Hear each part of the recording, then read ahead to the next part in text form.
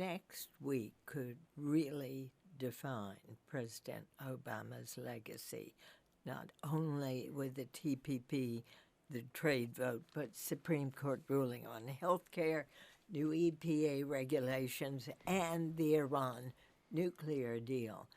Boy, what a week. It's one heck of a fourth quarter, as the president's described this stretch of his presidency as the fourth quarter. And he's right, I guess, in the sense that a lot of this is the game's going to be defined by at the end of this. You know, the Supreme Court ruling on Obamacare is particularly fascinating, I think. Obviously, I tend to personally gravitate more toward the Iran nuclear talks, but the Obamacare ruling, the Supreme Court could really gut the core of the Affordable Care Act and could potentially send millions of Americans out of health insurance.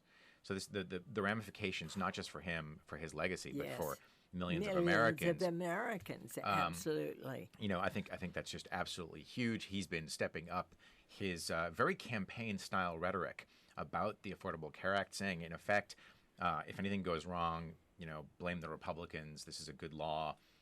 We've extended all these benefits to you. It's what the White House had always hoped to do when they rolled out Obamacare. Build it up so that more and more Americans see it as an entitlement, which makes it very, very hard, much more difficult to unwind politically. That probably won't work in the same way with the Supreme Court, which is they're not immune to political considerations, but they certainly are more protected.